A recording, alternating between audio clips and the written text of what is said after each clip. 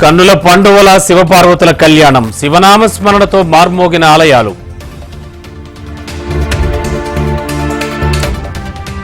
హస్తినలోనే చంద్రబాబు పవన్ కళ్యాణ్ మకాం, ఇవాళ అమిత్ షాతో బాబు పవన్ భేటీ.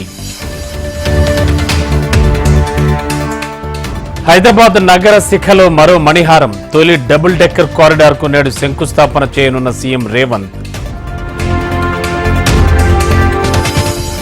39 మందితో తొలి జాబితాను విడుదల చేసిన కాంగ్రెస్, మళ్లీ వైనాడ్ నుంచి పోటీ చేయనున్న రాహుల్.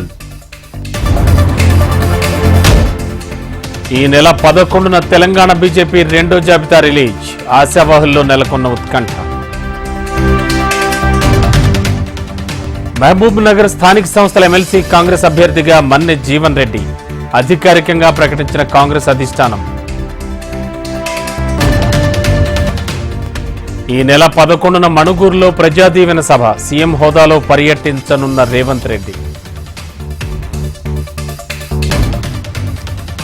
వైసీపీ అభ్యర్థుల 11వ జాబితా విడుదల, అమలాపురం వైసీపీ ఎంపీ అభ్యర్థిగా రాపాక.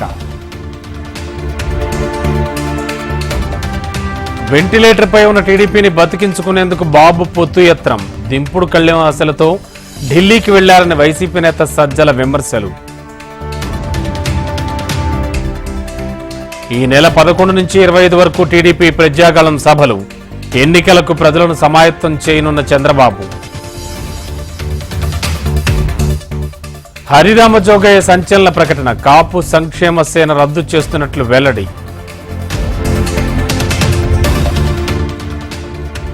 ముగిసిన ఎన్డీఎస్ఏ ప్రాజెక్టుల పరిశీలన, బ్యారేజీల కీలక వివరాలు సేకరించిన బృందం. ఈ నెల 12న 1,00,000 మంది మహిళలతో రాష్ట్ర స్థాయి మహిళా సదస్సు, ఏర్పాట్లపై జిల్లా కలెక్టర్లతో టెలికాన్ఫరెన్స్ నిర్వహించిన సీఎస్. హైదరాబాద్ అభివృద్ధికి కాంగ్రెస్ కట్టుబడి ఉంది, తెలంగాణ 2050 వైబ్రెంట్ మాస్టర్ ప్లాన్ తో ముందుకు వెళుతున్నామన్న సీఎం రేవంత్.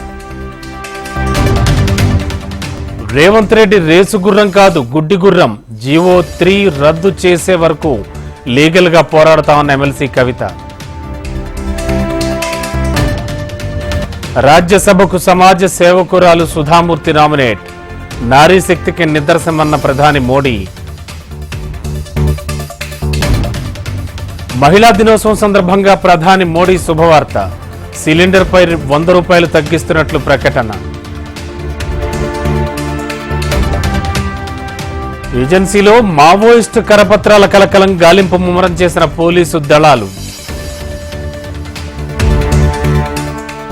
ఎలక్టోరల్ బాండ్ల అంశంలో దాఖలైన ఎస్బీఐ పిటిషన్పై సుప్రీంలో విచారణ. ఈ నెల 11న 5 జడ్జీలతో కూడిన ధర్మాసనం ముందుకు రానున్న పిటిషన్. ఐటీ ట్రైబ్యునల్లో కాంగ్రెస్ కు ఎదురుదెబ్బ, పార్టీ అకౌంటర్లపై ఐటీ ప్రొసీడింగ్స్ పై స్టేకు నిరాకరణ. ఈ నెల 11 నుంచి 21 వరకు యాదగిరీశుడి వార్షిక బ్రహ్మోత్సవాలు, నిత్య మొక్కు కళ్యాణాలు, సుదర్శన హోమం, పూజలు నిలిపివేత.